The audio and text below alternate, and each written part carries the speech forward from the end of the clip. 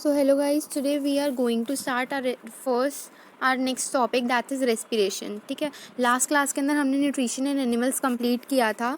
अब हम respiration continue करते हैं. रेस्पिरेशन दो टाइप्स की होती हैं. One is aerobic respiration and the another is anaerobic respiration. Aerobic respiration के अंदर ऑक्सीजन की प्रेजेंस इंपॉर्टेंट होती है और एनारोबिक रेस्पिरेशन के अंदर ऑक्सीजन एब्सेंट होती है.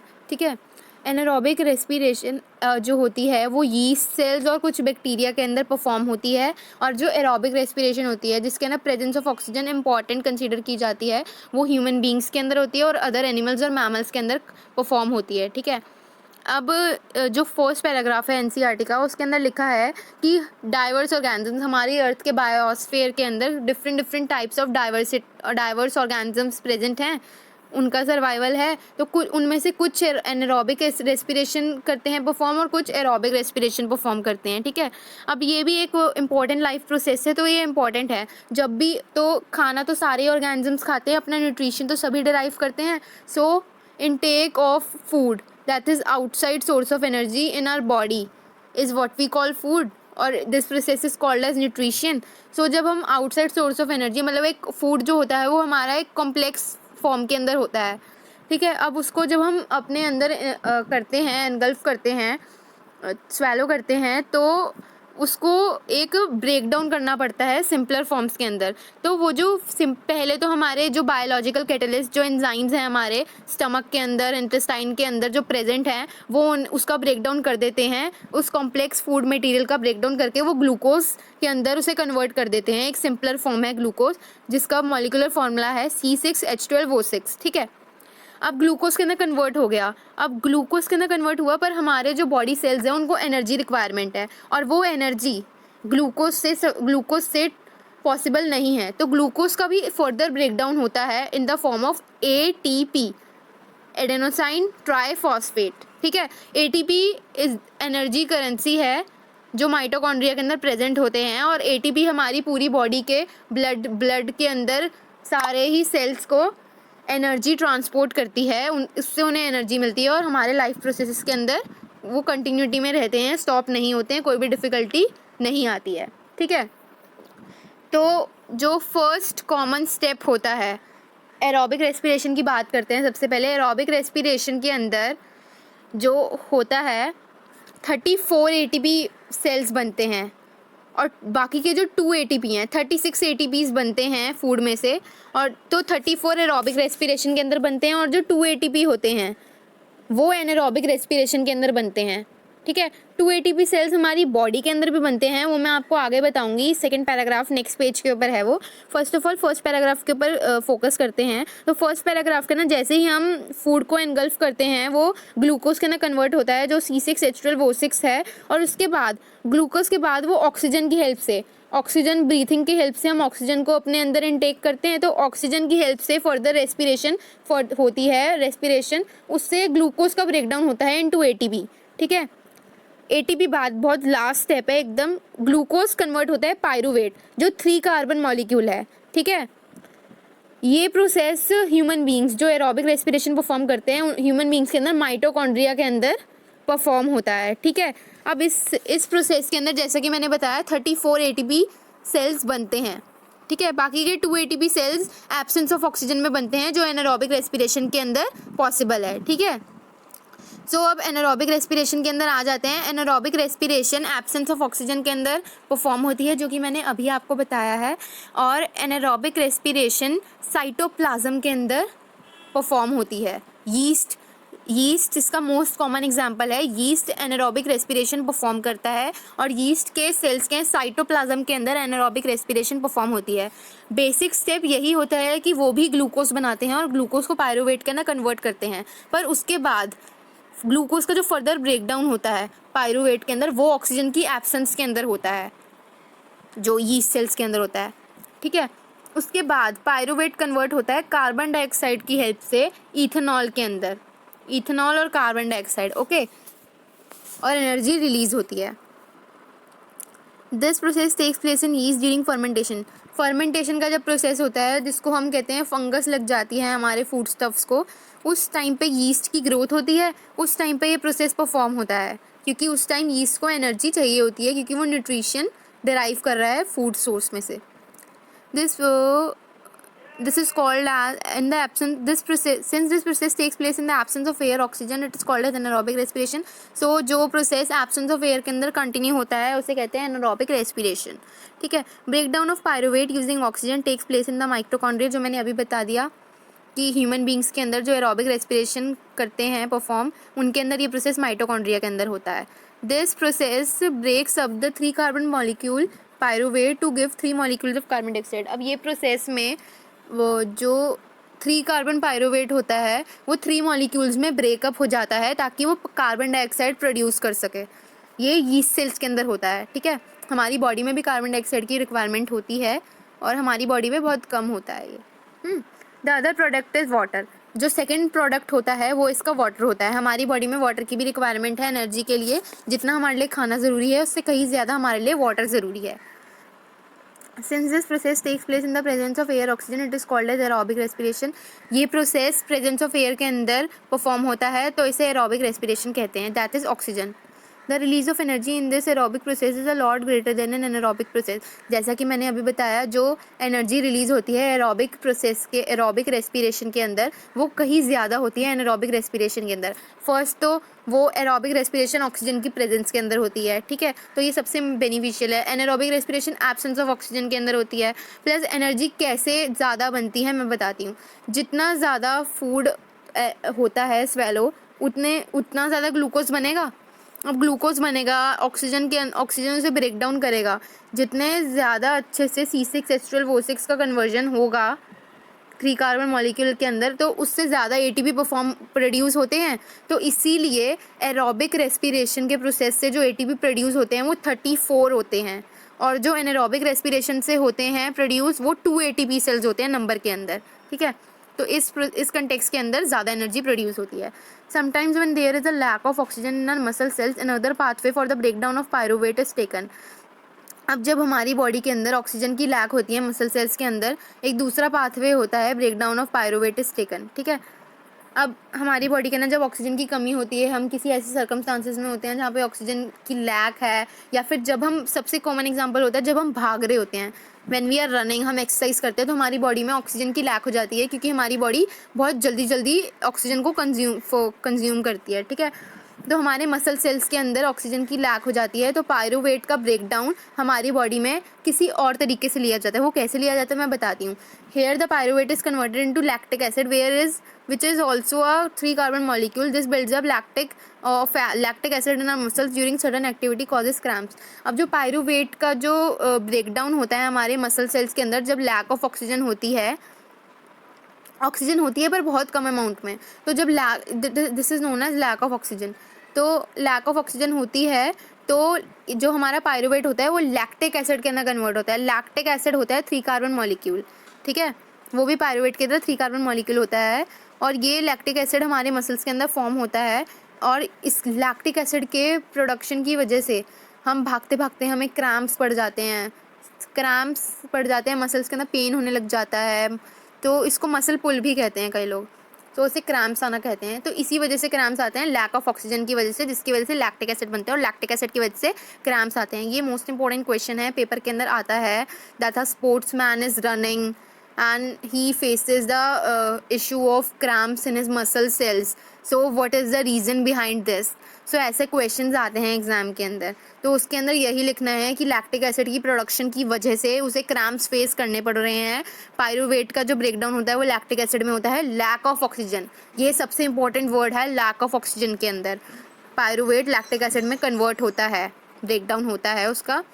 इसीलिए हमारी बॉडी के अंदर लैक्टिक एसिड कन्वर्ट होता है, लैक्टिक एसिड बनता है, जिसकी वजह से हमें क्रैम्प्स होते हैं. और ये एनारोबिक रेस्पिरेशन ही होती है हमारे मसल सेल्स के अंदर जब लैक ऑफ ऑक्सीजन होती है, और इसमें भी 2 ATP सेल्स ही बनते हैं. ठीक है. सो अब इधर नीचे आ जाते हैं. ये बहुत इंपॉर्टेंट डायग्राम है. जब भी रेस्पिरेशन का कोई क्वेश्चन आता है तो अगर आप ये डायग्राम बना दो और थोड़ा सा एक्सप्लेनेशन लिख दो तो बहुत स्कोर कर सकते हैं आप. सो ये डायग्राम ही सब कुछ बोलता है. सो डायग्राम के अंदर क्या लिखा है, glucose that is 6 carbon molecule C6H12O6 in cytoplasm, pyruvate 3 carbon molecule plus energy. अब जो है ग्लूकोज जो है वो कन्वर्ट हो रहा है पायरुवेट के अंदर, 3 कार्बन मॉलिक्यूल है जो, और एनर्जी रिलीज हो रही है. अब साइटोप्लाज्म के अंदर ये स्टेप हो रहा है, और एब्सेंस ऑफ ऑक्सीजन, जब ये प्रोसेस एब्सेंस ऑफ ऑक्सीजन के अंदर होता है, यीस्ट सेल्स के अंदर, ब्रैकेट में लिखा ना इन यीस्ट, जब यीस्ट के अंदर ये एब्सेंस ऑफ ऑक्सीजन के अंदर परफॉर्म होता है तो रिलीज होता है इथेनॉल, कार्बन डाइऑक्साइड रिलीज होती है, प्लस एनर्जी रिलीज होती है 2 कार्बन मॉलिक्यूल. 2 कार्बन मॉलिक्यूल जो है इथेनॉल 2 कार्बन मॉलिक्यूल है, ठीक है, विच मीन्स वो 2 ATP प्रोड्यूस करता है. अब जब ये लैक ऑफ ऑक्सीजन के अंदर होता है, पायरुवेट का कन्वर्जन ब्रेकडाउन जब लैक ऑफ ऑक्सीजन के अंदर होता है इन आर मसल सेल्स, हमारे मसल सेल्स के अंदर, तो lactic acid plus energy release होती है. लैक्टिक एसिड भी 3 कार्बन मॉलिक्यूल है, ठीक है, plus energy. Presence of oxygen, जब ये प्रोसेस ऑक्सीजन की प्रेजेंस में होता है जो कि माइटोकॉन्ड्रिया के अंदर प्लेस होता है, तब carbon dioxide plus water plus energy release होती है. तब कार्बन डाइऑक्साइड प्लस पानी और एनर्जी रिलीज होती है, जहाँ पे 34 ATP प्रोड्यूस होते हैं, ठीक है. अब जो नीचे पैराग्राफ है, the energy release during cellular respiration is immediately used to synthesize a molecular call ATP which is used to fuel all other activities in the cell. In this process, ATP is broken down, giving rise to a fixed amount of energy which can derive the endothermic reactions taking place in the cell. So, जो energy release होती है ये respiration, cellular respiration के बाद वो immediately use हो जाती है ताकि ATP का सिंथेसाइज, ATP जो एडेनोसाइन ट्राइफॉस्फेट है वो सिंथेसाइज हो सके और फटाफट हमारे बॉडी के सेल्स को एनर्जी प्रोवाइड हो. In this processes ATP is broken down giving rise to a fixed amount of energy. अब इस प्रोसेस के अंदर ATP ब्रोक डाउन होता है ताकि एक fix amount of energy produce हो सके,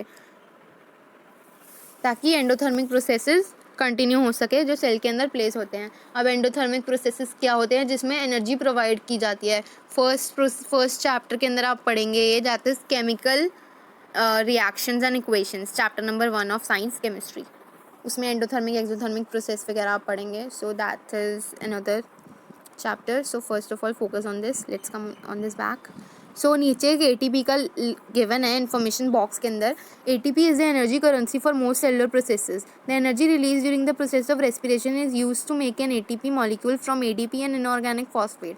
सो ATP जो होती है वो एनर्जी करेंसी होती है सेलुलर प्रोसेसेस के लिए. ये तो मैंने आपको बता दिया क्योंकि ये एनर्जी प्रोवाइड करती है और ये लास्ट स्टेप होता है ब्रेकडाउन का, तो ये एनर्जी प्रोवाइड करती है, ठीक है. The energy release during the process of respiration is use to make an ATP molecule from ADP and inorganic phosphate. So जो एनर्जी रिलीज होती है रेस्पिरेशन के टाइम पे is use to make an, जो एनर्जी रिलीज होती है respiration के time पे, जो ये presence of oxygen, lack of oxygen, absence of oxygen जो हमने ऊपर सारा पैराग्राफ में इन्फॉर्मेशन पढ़ी है, वो ATP के सिंथेसाइजेशन में यूज़ हो जाती है, ATP को बनाने में यूज़ हो जाती है from ADP and inorganic phosphate. अब ADP क्या है? अब ATP जो है पहले ADP बनता है और ADP के बाद हमारे ATP बनता है, ठीक है. ADP का ब्रेकडाउन होने पर ATP बनता है, ठीक है, इनऑर्गेनिक फॉस्फेट. ओके साथ. अब ADP क्या है? ADP की फुल फॉर्म होती है एडेनोसाइन डाइफॉस्फेट. अब ADP आपका इतना इम्पोर्टेंट नहीं है, इसकी सिर्फ अगर आएगा तो इस what does it stands for, और ADP का यही पूछा जाएगा इसकी फुल फॉर्म, तो आपको यही लिखना है. आधे मार्क्स का एक नंबर का क्वेश्चन आता है MCQ, तो यही है. ADP plus phosphate gives ADP in the presence of energy. This P, that is phosphate, is equals to ATP. ये इसकी इक्वेशन है ADP की. जब ATP कन्वर्ट होता है तो अगर ADP का क्वेश्चन आता है या ATP का क्वेश्चन आता है तो आपको जस्ट ATP का बारे में लिखना है, जो आपने 9th क्लास के अंदर भी पढ़ा है सेल चैप्टर में, the fundamental unit of life, cell chapter के अंदर जो आपने पढ़ा है ATP के बारे में माइटोकॉन्ड्रिया के अंदर, पैराग्राफ के अंदर जो माइटोकॉन्ड्रिया का है उसके अंदर. तो आपको वही, अगर आपने वही एक्सप्लेनेशन याद कर रखा है ATP का, तो वही लिख सकते हो. It is the energy currency of cell, it production take place in mitochondria, it is made from ADP and inorganic phosphate. और इसके बाद ये नीचे ये इसकी केमिकल इक्वेशन लिख दोगे तो आपको पूरा 1 या 2 नंबर मिल जाएंगे. Endothermic process in the cell then use this ATP to derive the reactions when the terminal phosphate linkage in ATP is broken using water. ये आपको करने की ज़रूरत नहीं है, जितना सिर्फ ATP के बारे में जितना था वही बहुत इंपॉर्टेंट है. So next, since the aerobic respiration pathway depends on oxygen, aerobic organisms need to ensure that there is a sufficient intake of oxygen. We have seen that plants exchange gases through the stomata and the large intercellular spaces ensure that all cells takes place. Seen that plants exchange gases through stomata and the large intercellular spaces ensure that all cells are in contact with air. Carbon dioxide and oxygen are exchanged by diffusion. Here they can go into cells or away from them and out in the air. अब इसके अंदर क्या लिखा है, paragraph के अंदर लिखा है कि aerobic respiration pathway depends on oxygen. जो एरोबिक रेस्पिरेशन होती है वो प्रेजेंस ऑफ ऑक्सीजन के अंदर ही परफॉर्म हो सकती है. वो इसका एक बैरियर है कि ऑक्सीजन की रिक्वायरमेंट होनी ही होनी चाहिए. सो जो एरोबिक रेस्पिरेशन है, like we humans are aerobic organisms. अगर हमारे पास सफिशिएंट अमाउंट ऑफ ऑक्सीजन नहीं होगा, इनटेक ऑफ ऑक्सीजन नहीं होगा हमारी बॉडी के अंदर सफिशिएंट अमाउंट में, तो हमारे को काफ़ी प्रॉब्लम्स फेस करनी पड़ जाएंगी. तो ये बिल्कुल एक मतलब हमें इंश्योर करना चाहिए कि हमारी जहाँ पे भी हम लोग प्रेजेंट हों वहाँ पे sufficient amount of oxygen available हो. और हमने ये देखा भी है कि जो प्लांट्स होते हैं वो गैसेस एक्सचेंज करते रहते हैं स्टोमेटा की हेल्प से. ठीक है, ये हमने आगे पढ़ा था चैप्टर के स्टार्टिंग में. And the large intercellular spaces ensure that all cells are in contact with air. और जो उनके इंटरसेलुलर स्पेसेस होते हैं वो बहुत ज़्यादा लार्ज होते हैं, जो ये इंश्योर करते हैं कि सारे जो उनकी बॉडी के सारे सेल्स हैं वो डायरेक्ट कॉन्टैक्ट के अंदर हों एयर के साथ. जो कार्बन डाइऑक्साइड और ऑक्सीजन का एक्सचेंज होता है वो डिफ्यूजन के प्रोसेस से होता है, विच मीन्स प्लांट्स की जो बॉडी होती है, जो प्लांट्स का जो स्ट्रक्चर होता है वो पूरी उनके हर सेल डायरेक्टली कॉन्टैक्ट में होता है एनवायरनमेंट के अंदर, कोई बैरियर नहीं होता बीच में. इसीलिए एक्सचेंज ऑफ गैसेज उनके अंदर स्टोमेटा के थ्रू होती रहती है, क्योंकि स्टेम्स के अंदर भी स्टोमेटा प्रेजेंट होते हैं और लीव्स के अंदर भी होते हैं एंड रूट्स में भी होते हैं. ठीक है, उधर से एक्सचेंज रहता है कंटिन्यू. इसमें इतना ही लिखा है. They can go into cells or away from them and out into the air. The direction of diffusion depends upon the environmental conditions and the requirements of the plant. At night, when there is no photosynthesis occurring, CO2 elimination is the major exchange activity going on. During the day, CO2 generated during respiration is used up for photosynthesis, hence there is no CO2 release. Instead, oxygen release is the major event at this time. जैसा कि इस paragraph के अंदर लिखा है कि जो direction of diffusion होती है, मतलब diffusion movement of air from higher concentration to lower concentration is the proper definition of diffusion, जो कि आपने क्लास 9th के अंदर पढ़ा है. जो डिफ्यूजन की डायरेक्शन होती है वो इन्वायरमेंटल कंडीशंस के ऊपर डिपेंड करती है, एयर की डायरेक्शंस के ऊपर डिपेंड करती है, प्लस प्लांट्स की रिक्वायरमेंट्स के ऊपर डिपेंड करती है कि प्लांट्स को कब ऑक्सीजन रिक्वायरमेंट है, कौन से सेल को चाहिए, क्लोरोफिल या इन सब चीज़ों को कब चाहिए, कहाँ चाहिए, क्यों चाहिए. इन चीज़ों की रिक्वायरमेंट पे डिफ्यूजन की डायरेक्शन डिपेंड करती है. At night when there is no photosynthesis occurring, night के टाइम पर फोटोसिंथेसिस नहीं होता. मैंने बताया था फर्स्ट वीडियो के अंदर कि जो फोटोसिंथेसिस होता है उसके 3 मेजर स्टेप्स होते हैं प्लांट्स के अंदर. जो फर्स्ट स्टेप होता है उसमें एब्जॉर्प्शन ऑफ लाइट एनर्जी चाहिए होती है. ठीक है, तो एब्जॉर्प्शन ऑफ लाइट एनर्जी सिर्फ डे टाइम पर हो सकती है. तो बाकी जो 2 स्टेप्स होते हैं, splitting of water molecule and the third one carbon dioxide वाला, ये दोनों स्टेप्स रात के टाइम पर कंटिन्यू हो सकते हैं. पर अगर ये 2 स्टेप्स कर लिए और एक स्टेप बीच में छोड़ दिया तो फोटोसिंथेसिस कंप्लीट नहीं होगा, फोटोसिंथेसिस हो ही नहीं सकता. तो ये तीनों प्रोसेसेस परफॉर्म करने बहुत ज़्यादा ज़रूरी है फोटोसिंथेसिस को कम्प्लीटली परफॉर्म करने के लिए. रात के टाइम पे फोटोसिंथेसिस नहीं परफॉर्म होता तो CO2 की जो एलिमिनेशन होती है, तो रात के टाइम पर प्लांट CO2 लेते हैं, एनवायरनमेंट से CO2 लेते हैं ताकि वो अपना फोटोसिंथेसिस का जो बाकी 2 मेजर स्टेप्स हैं वो कंप्लीट कर सकें. During the day CO2 generated during respiration is used up for photosynthesis. दिन के टाइम पर जो CO2 जनरेट होती है रेस्पिरेशन के लिए वो फोटोसिंथेसिस के लिए यूज़ हो जाती है और लाइट एनर्जी से एब्जॉर्ब हो जाती है. Hence there is no CO2 release, इसलिए दिन के टाइम पर कोई CO2 रिलीज़ नहीं होता है. Instead oxygen release is the major event at this time. दिन के टाइम पर प्लांट्स ऑक्सीजन रिलीज़ करते हैं और रात के टाइम पर प्लांट्स कार्बन डाइऑक्साइड रिलीज़ करते हैं. ठीक है, animals have evolved different organs for the uptake of oxygen from the environment and for getting rid of the carbon dioxide produced. Terrestrial animals can breathe the oxygen in the atmosphere, but animals that live in water need to use the oxygen dissolved in water. So इस जो second paragraph के अंदर लिखा है वो आपको third paragraph को पढ़ने के बाद ही समझ आएगा, तो इकट्ठा ही समझाते हैं. Third paragraph, let us read out it. Since the amount of dissolved oxygen is fairly low compared to the amount of oxygen in the air, the rate of breathing in aquatic organisms is much faster than that seen in terrestrial organisms. Fishes take in water through their mouths and force it past the gills, where the dissolved oxygen is taken up by the blood.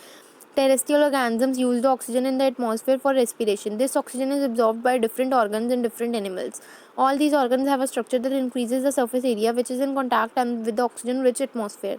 Since the exchange of oxygen and carbon dioxide has to take place across this surface, this surface is very fine and delicate. In order to protect this surface, it is usually placed within the body, so there have to be passages that will take air to this air. In addition, there is a mechanism for moving the air in and out of this area where the oxygen is absorbed. In human beings, air is taken into the body through the nostrils. The air passing through the nostrils is filtered by the fine hairs that line the passage. The passage is also lined with mucus, which helps in the process. From here, the air passes through the throat and the lungs. Rings of cartilage are present in the throat. These ensure that the air passage does not collapse. So इसमें क्या लिखा है, in paragraph के अंदर जो हमने 4 paragraph read out करे हैं, इसमें लिखा है कि एनिमल्स जो इवॉल्व एनिमल्स के पास डिफरेंट ऑर्गन्स होते हैं ऑक्सीजन को इनटेक करने के लिए इन्वायरमेंट में से, ताकि कार्बन डाइऑक्साइड जो हमारी बॉडी के अंदर प्रोड्यूस हुई है, जो कि एक वेस्ट प्रोडक्ट है और उसे बॉडी से डिस्कार्ड करना पड़ता है क्योंकि इट्स अ बायो प्रोडक्ट और ये हमारी बॉडी को हार्म करती है. सो इसको डिस्कार्ड करने के लिए ऑक्सीजन का इंटेक लेना ज़रूरी होता है ताकि हमारे सेलुलर प्रोसेसेस कंटिन्यू रहें, कोई इसमें डिफ़िकल्टी ना हो. So terrestrial animals can breathe the oxygen in the atmosphere. So जो टेरेस्ट्रियल एनिमल्स वो एनिमल्स होते हैं जो लैंड के ऊपर रहते हैं, ठीक है. तो वो ब्रीथ करते हैं ऑक्सीजन एटमॉस्फेयर के अंदर, तो उनको ऑक्सीजन ईजिली अवेलेबल होती है क्योंकि वो लैंड के ऊपर है और एटमॉस्फेयर से ईजिली ऑक्सीजन उन्हें अवेलेबल होती है. बट उन जो एक्वेटिक एनिमल्स होते हैं जो वाटर के अंदर रहते हैं, उनको जो ऑक्सीजन होती है वो डिज़ोल्व्ड ऑक्सीजन यूज़ करनी पड़ती है, इनटेक करनी पड़ती है. डिज़ोल्व्ड ऑक्सीजन जो वाटर के अंदर होती है और वो बहुत ही ज़्यादा कम अमाउंट में होती है, ठीक है. सो ये था हमारा first paragraph. Now let's come on the second paragraph explanation. अब सेकंड पैराग्राफ के अंदर क्या लिखा है, सेकंड पैराग्राफ के अंदर ये लिखा है कि जो अमाउंट ऑफ डिज़ोल्व्ड ऑक्सीजन होता है, जो एक्वेटिक एनिमल्स होते हैं, अब वो बहुत फास्ट ब्रीथ करते हैं. उनका जो रेट ऑफ ब्रीथिंग होता है उनकी बॉडी के अंदर वो बहुत ज़्यादा फास्ट होता है as compare to terrestrial organisms. ऐसा क्यों होता है, what is the reason behind. ये पेपर के अंदर क्वेश्चन भी आता है 2 और 3 मार्क्स के अंदर और 1 मार्कर भी आ सकता है कि rate of breathing in aquatic organisms is usually faster as compare to that of terrestrial organisms. Why, what is the reason behind this. ये गिव रीजंस में भी आ सकता है. तो इसका रीज़न यही होता है कि एक्वेटिक ऑर्गेनिजम्स फास्ट ब्रीथ इसीलिए करते हैं क्योंकि जो अमाउंट ऑफ डिज़ोल्व्ड ऑक्सीजन होती है वाटर के अंदर वो बहुत ज़्यादा कम होती है, कम is fairly low as compare to the oxygen available in atmosphere. अब एटमॉस्फेयर के अंदर जो ऑक्सीजन अवेलेबल है वो एबंडेंटली अवेलेबल है, वो अनलिमिटेड है. पर जो वाटर के अंदर डिज़ोल्व्ड ऑक्सीजन का अमाउंट है वो लिमिटेड है. इसीलिए उनको फास्ट ब्रीथ करना पड़ता है एक्वेटिक ऑर्गेनिजम्स को, ताकि उनकी ऑक्सीजन चल सके ज़्यादा टाइम तक, उनको ऑक्सीजन की लैक ना हो बॉडी के अंदर, ठीक है. जस्ट लाइक एग्जाम्पल है, fishes takes in water through their mouth and force it pass the gills where the dissolved oxygen is taken up by the blood. So जो फिशेस होती हैं वो वाटर को ही ले लेती हैं अपने अंदर, वाटर को इनटेक करती हैं अपने माउथ के अंदर और उसको अपने गिल्स के अंदर फोर्स पुश करती हैं और उसमें से जो डिज़ोल्व्ड ऑक्सीजन होती है वाटर में से वो ले लेती हैं, एब्जॉर्व कर लेते हैं और उसके बाद ब्लड के अंदर वो चला जाता है डिज़ोल्व ऑक्सीजन जो एब्जॉर्ब होती है वाटर में से. और वाटर जो होता है, अगर वो वाटर उनके लिए यूज़फुल है उनकी बॉडी के प्रोसेस के अंदर तो वो यूज़ होता है, अदरवाइज वो डिस्कार्ड कर दिया जाता है बॉडी से आउट उनकी. Terrestrial organism use the oxygen in the atmosphere for respiration. अब जो टेरेस्ट्रियल ऑर्गेनिजम्स होते हैं वो ऑक्सीजन यूज़ करते हैं एटमॉस्फेयर से ऑक्सीजन को इनटेक करते हैं रेस्पिरेशन के लिए. अब ये जो ऑक्सीजन होती है ये डिफरेंट ऑर्गन्स से एब्जॉर्व होती है डिफरेंट एनिमल्स के अंदर. जैसे हमारे ह्यूमन बींग्स के अंदर हम अपनी नोज़ से ऑक्सीजन को इनटेक करते हैं, ठीक है. अब कुछ अलग अलग सेल्स होते हैं, जैसे अमीबा है, अमीबा की पूरा जो बॉडी सरफेस है वो डायरेक्ट कॉन्टैक्ट में है एनवायरनमेंट के, तो वो अपने बॉडी की किसी भी साइड में से ले सकता है ऑक्सीजन को इनटेक कर सकता है. तो दोनों ऑर्गेनिज्म में डिफरेंस है. सो यही डिफरेंस होता है अलग अलग ऑर्गेनिज्म में. This is known as diverse organisms. ठीक है. All this organs have structure that increases surface area which is in contact with oxygen.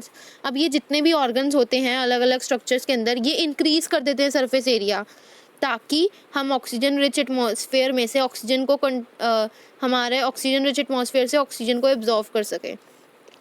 अब जो हमारा नोज़ है, नोज़ के अंदर जो नेसल पैसेज होता है वो एक्सपैंड हो जाता है, ताकि हम ऑक्सीजन को इंटेक होने में कोई भी डिफ़िकल्टी प्रोड्यूस ना हो, ऑब्स्टैकल ना आए कोई भी.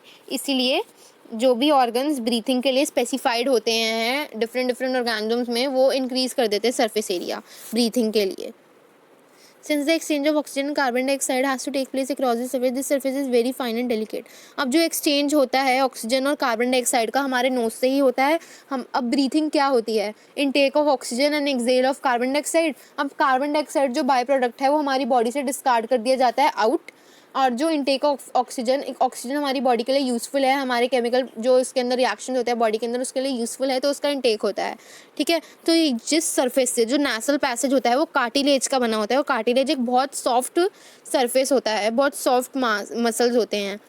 तो ये जो सरफेस होता है ये वेरी फाइन और डेलिकेट, बहुत डेलिकेट होता है. तो हमारा जो नोज़ होता है वो बहुत ज़्यादा डेलिकेट स्ट्रक्चर है और बहुत ज़्यादा फाइन है. मतलब इसके अंदर हमारे जो नेसल पैसेज है उसके अंदर काफ़ी सारे हेयर्स हैं, जिसमें जब हम ऑक्सीजन इनटेक करते हैं एयर का, तो जो भी वेस्ट वगैरह होती है वो जो हमारे नोज़ हेयर्स हैं उनमें से फ़िल्टर अप हो जाती है, और इसलिए हमारे लंग्स में फ़िल्टर्ड एयर जाती है. ठीक है. तो ये तो नेक्स्ट पैराग्राफ का है. पहले इस पैराग्राफ पे देखते हैं. In order to protect this surface, it is usually placed within the body, so there have to be passages that will take air to this area.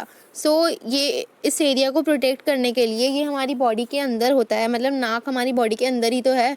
So there have to be passages that will take care to this area. तो इसके जो हमारे passages जहाँ से breathing होती है उसके बहुत सारे पैसेजेस होते हैं हम इस नेसल पैसेज को प्रोटेक्ट करने के लिए. ठीक है. In addition, there is the mechanism for moving the air in and out of this area where the oxygen is absorbed. अब हमारी बॉडी का मैकेनिज्म तो नोज ही है, जिसमें से एयर इन और आउट मूव करती है ताकि ऑक्सीजन एब्जॉर्ब हो सके. ठीक है. इन human beings air is taken into the body through the nostrils. अब ह्यूमन बींग्स की बात हो रही है, तो ह्यूमन बींग्स के अंदर जो एयर होती है वो हमारी बॉडी के अंदर इनटेक होता है एयर, दैट इज ऑक्सीजन, हमारे नॉस्ट्रल्स में से. नॉस्ट्रल्स हमारी नोज़ में प्रेजेंट होते हैं. नॉस्ट्रल्स वो होते हैं जो हमारी नोज़ के आगे 2 होल्स होते हैं जहाँ से ब्रीथिंग अकर होती है, उनको नॉस्ट्रल्स कहते हैं.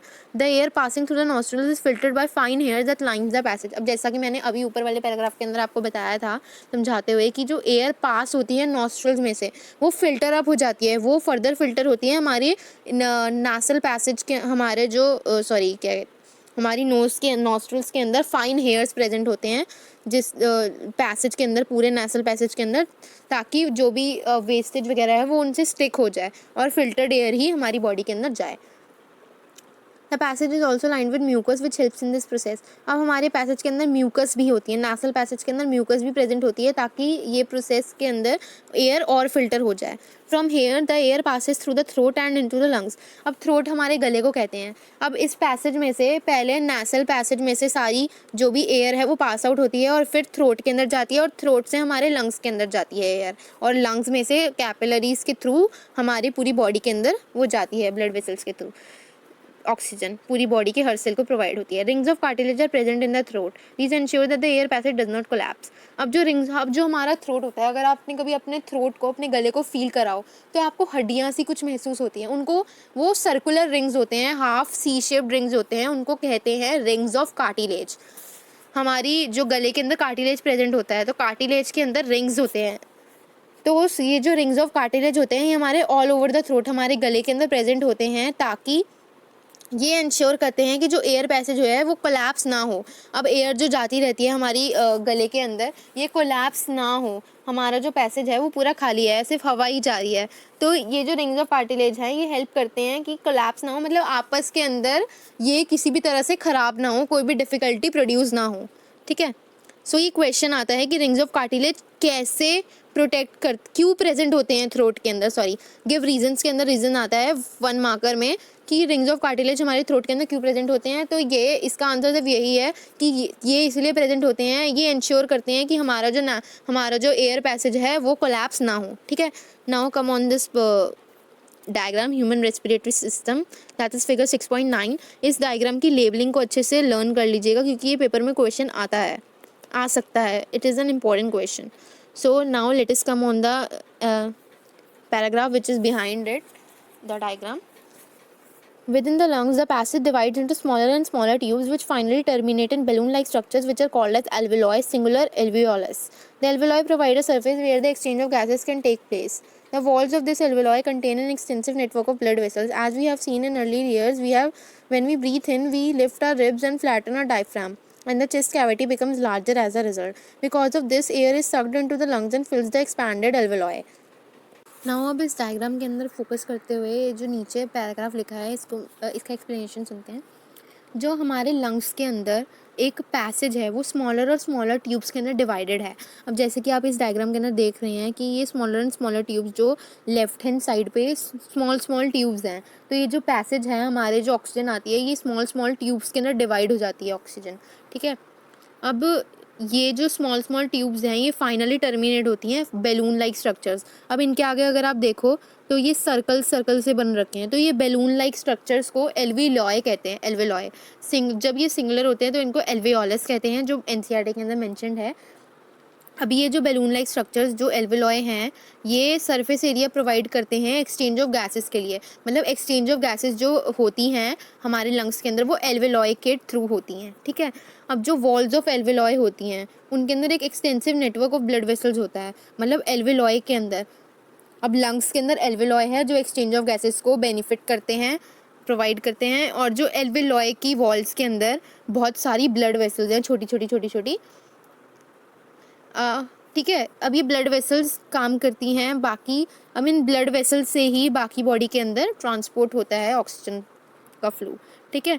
अब as we have seen in earlier years when we breathe in we lift our ribs and flatten our diaphragm. अब जब हम सांस लेते हैं तो हम अपने रिब्स को लिफ्ट करते हैं और अपना डायफ्राम इज़ हमारे रिब्स के नीचे एक स्ट्रक्चर होता है, उसे डायफ्राम कहते हैं, ठीक है।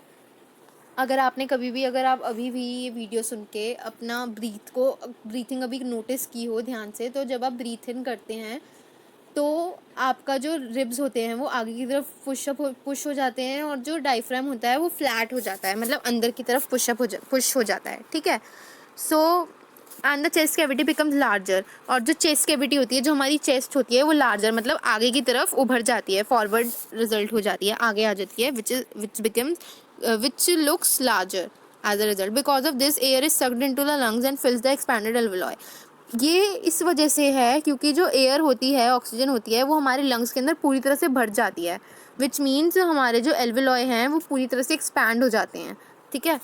वो बैलून लाइक स्ट्रक्चर्स पूरी तरह से एक्सपैंड हो जाते हैं, फूल जाते हैं, ठीक है।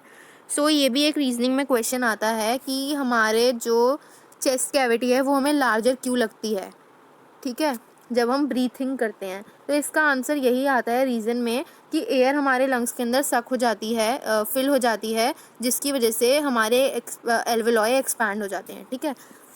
नाउ इसके अंदर नेक्स्ट लाइन है, the blood brings carbon dioxide from the rest of the body and release it into the alveoli, and the oxygen in the alveolar air is taken up by the blood in the alveolar blood in the blood vessels to be transported to all cells in the body. During the breathing cycle, when air is taken in and let out, the lungs always contain a residual volume of air so that there is sufficient time for oxygen to be absorbed and for the carbon dioxide to be released. When the body size of animals is large, की paragraph last बाद में read करते हैं। सो अब इस paragraph में क्या लिखा है इस लाइन के आगे कि जो ब्लड होता है वो कार्बन डाइऑक्साइड को ब्रिंग करता है सारे सेल्स को। जब ऑक्सीजन प्रोवाइड करता है ब्लड तो उनसे कार्बन डाइऑक्साइड जो एक्सक्रीटरी प्रोडक्ट्स होते हैं जो बॉडी से डिस्कार्ड आउट करने होते हैं, needs to be discarded out of the body, जो वेस्ट होते हैं बॉडी के लिए वेस्ट होती है, वो ब्लड कलेक्ट करता है। तो blood carbon dioxide is a type of waste gas हमारी बॉडी के अंदर। तो वो वेस्ट गैस ब्लड ब्रिंग करता है रेस्ट ऑफ द बॉडी से एल्वियोलॉय के अंदर। एल्वियोलॉय के अंदर वो कार्बन डाइऑक्साइड रिलीज़ करता है and the oxygen in the alveolar air is taken up by the blood. अब एल्वियोलॉय के अंदर exchange of gases takes place होते हैं, जैसा कि हमने ऊपर पढ़ा। तो एल्वियोलॉय के अंदर ब्लड ऑक्सीजन ले लेता है और कार्बन डाइऑक्साइड उसे दे देता है, ठीक है। ऑक्सीजन वो इसलिए लेता है ताकि वो बाकी एल्वियोलर ब्लड वेसल्स से वो ब्लड ऑक्सीजन ले लेता है ताकि वो उसे बाकी बॉडी में ट्रांसपोर्ट कर सके, ठीक है। During the breathing cycle when air is taken in and let out, the lungs always contain a residual volume of air so that there is a sufficient time for oxygen and to be absorbed for the any for the carbon dioxide to be release, ठीक है। अब जब हम breathe करते हैं तो जो air in and out होती है, इन एंड आउट मतलब इन होती है हमारी ऑक्सीजन और आउट होती है हमारी कार्बन डाइऑक्साइड। तो लंग्स के पास ना हमेशा एक रिजर्व ज़रूर होता है ऑक्सीजन का। जैसे अगर आप किसी ऐसे एरिया में हैं जहाँ पे लैक ऑफ ऑक्सीजन है तो कुछ टाइम तक के लिए आपको वो फील नहीं होगा, कुछ टाइम बाद फील होगा, क्योंकि कुछ टाइम के अंदर लंग्स अपना रिजर्व ऑक्सीजन यूज़ कर रहा होगा, विच मीन्स दैट ऑक्सीजन जो होती है, अब ये प्रोसेस मिनटों सेकंड्स में टेक प्लेस होता है, ठीक है, हमारी बॉडी के अंदर। अब इतनी बड़ी बॉडी है, उसको चलाने के लिए ऑक्सीजन की तो बहुत ज़्यादा रिक्वायरमेंट है, ठीक है। सो जो लंग्स होते हैं वो हमेशा अपने पास एक रिजर्व रखते हैं, क्योंकि ऑक्सीजन को इनटेक करने में, फिर वो फूड प्रोडक्ट्स को ग्लूकोज काफ़ी चीज़ों के अंदर ऑक्सीजन यूज़ होती है, फिर उसके बाद वो ऑक्सीजन उसे एल्वियोलाई के अंदर ट्रांसपोर्ट होती है, फिर ब्लड उसे कलेक्ट करते हैं। तो इस प्रोसेस में टाइम ना लगे और हमारे सेल्स उससे सफ़र ना करें ऑक्सीजन की लैक से, इसीलिए लंग्स अपने पास हमेशा ऑक्सीजन का रिजर्व ज़रूर रखता है, ठीक है। When the body size of animals is large, their diffusion pressure alone cannot take care of oxygen delivery to all parts of the body. Instead, respiratory pigments take up oxygen from the air in the lungs and carry it to the tissues which are deficient in oxygen before releasing it. In human beings, the respiratory pigment is hemoglobin, which has a very high affinity of oxygen. This pigment is present in the red blood corpuscles. Carbon dioxide is more soluble in water than the oxygen is, hence is mostly transported in the dissolved form in our blood. सो इस second paragraph में क्या लिखा है, जो body size होता है animals का वो ज़्यादा लार्ज होता है। जैसे हम ह्यूमन बींग्स हैं, we are the most general animals, so generous and intelligent animals हैं हम। तो हमारा साइज़ लार्ज है, तो डिफ्यूजन प्रेशर जो होता है, जो डिफ्यूजन होती है वो हमारी बॉडी के अंदर डिफ्यूजन की वजह से ऑक्सीजन रिक्वायरमेंट्स फुलफिल नहीं हो सकती, क्योंकि अगर क्योंकि हमारी body dead cells, outer protective layer जो हमारी बॉडी की है वो डेड सेल्स से कवर्ड है, तो डिफ्यूजन तो पहली बात डिफ्यूजन हो ही नहीं सकती, क्योंकि सेमी परमिएबल मेम्ब्रेन है, तो डिफ्यूजन हमारी बॉडी एक्सटर्नल एनवायरनमेंट से डायरेक्ट कॉन्टैक्ट में नहीं है, तो डिफ्यूजन हो ही नहीं सकती। और अगर हमारी बॉडी की ऑक्सीजन रिक्वायरमेंट डिफ्यूजन से फुलफिल हुए तो ये प्रोसेस हेड टू टो पर आने पर ऑक्सीजन हमारे को सालों लग जाएंगे हमारी बॉडी के अंदर, इतने सेल्स हैं हमारी बॉडी के अंदर, ठीक है। सो इसीलिए हमारी बॉडी की टेक केयर डिफ्यूजन नहीं कर सकती सारे पार्ट्स को ऑक्सीजन प्रोवाइड करने में। Instead respiratory pigments take up oxygen from the air in the lungs. So जो रेस्पिरेटरी पिगमेंट्स होते हैं, जो एल्वेलॉय है, वो ऑक्सीजन को लेते हैं एयर में से और उसे लंग्स तक कैरी करते हैं और फिर उसे टिश्यूज़ तक ट्रांसपोर्ट करते हैं with the help of blood, जो ऑक्सीजन के अंदर डेफिशिएंट होते हैं, ठीक है। सेल्स के अंदर ट्रांसपोर्ट होता है और टिश्यूज़ के अंदर ट्रांसपोर्ट होती है ऑक्सीजन, जो डेफिशिएंट होते हैं उस ऑक्सीजन के अंदर। अब ह्यूमन बींग्स के अंदर जो रेस्पिरेटरी पिगमेंट है वो हीमोग्लोबिन है, ठीक है। अब हीमोग्लोबिन के अंदर high affinity of oxygen present होती है, मतलब हीमोग्लोबिन के अंदर ऑक्सीजन की प्रेजेंस बहुत ज़्यादा हाई होती है। तो ये पिगमेंट हमारे आरबीसीज के अंदर प्रेजेंट होता है, RBCs which stands for red blood corpuscles, ठीक है। अब कार्बन डाइऑक्साइड जो हमारी बॉडी के अंदर वाटर के अंदर ज़्यादा सॉल्युबल है, ऑक्सीजन से कार्बन डाइऑक्साइड वाटर के अंदर ज़्यादा सॉल्युबल होती है, तो वो मोस्टली ट्रांसपोर्ट होती है इन द डिजॉल्व फॉर्म। हमारी बॉडी के अंदर ब्लड के अंदर कार्बन डाइऑक्साइड वाटर के अंदर सॉल्युबल होती है ऑक्सीजन से ज़्यादा, तो इसीलिए वो डिजॉल्व फॉर्म के अंदर ट्रांसपोर्ट होती है। और हीमोग्लोबिन, ब्लड के अंदर हीमोग्लोबिन होता है, जो जिस हीमोग्लोबिन के अंदर कार्बन डाइऑक्साइड प्रेजेंट होती है तो उसे कार्बनो हीमोग्लोबिन बोलते हैं, ठीक है। सो इधर हमारा रेस्पिरेशन टॉपिक ख़त्म होता है finally. So it's a very complex topic. So respiration in humans, ये बहुत इंपॉर्टेंट टॉपिक है। जैसा कि मैंने बताया, डायग्राम की लेबलिंग लर्न करना बहुत ज़्यादा इंपॉर्टेंट है।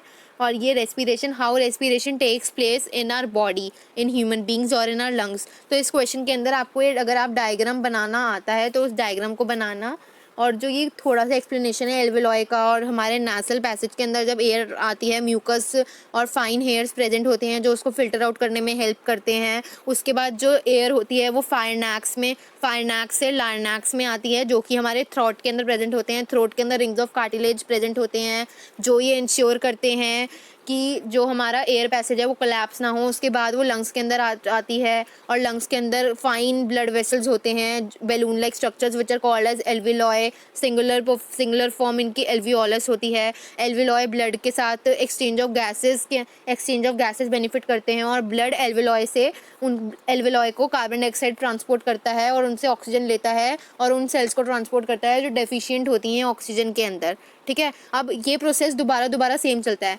ब्लड ने कार्बन डाइऑक्साइड एल्विलॉय को दी और एल्विलॉय कार्बन डाइऑक्साइड को दोबारा से थ्रोट के अंदर भेजेगी, लाइनैक्स के अंदर, फाइनैक्स के अंदर, फिर माउथ कैविटी के अंदर, फिर नेसल कैफे पैसेज के अंदर जाएगी, और फिर वो हमारी बॉडी के अंदर फाइनली आउट हो जाएगी, डिस्कार्डेड आउट हो जाती है हमारी बॉडी से, ठीक है। सो रेस्पिरेशन बहुत इंपॉर्टेंट प्रोसेस है। नेक्स्ट क्लास के अंदर हम ट्रांसपोर्टेशन प्रोसेस करेंगे, transportation in human beings, okay. So let's end up the class here, so bye.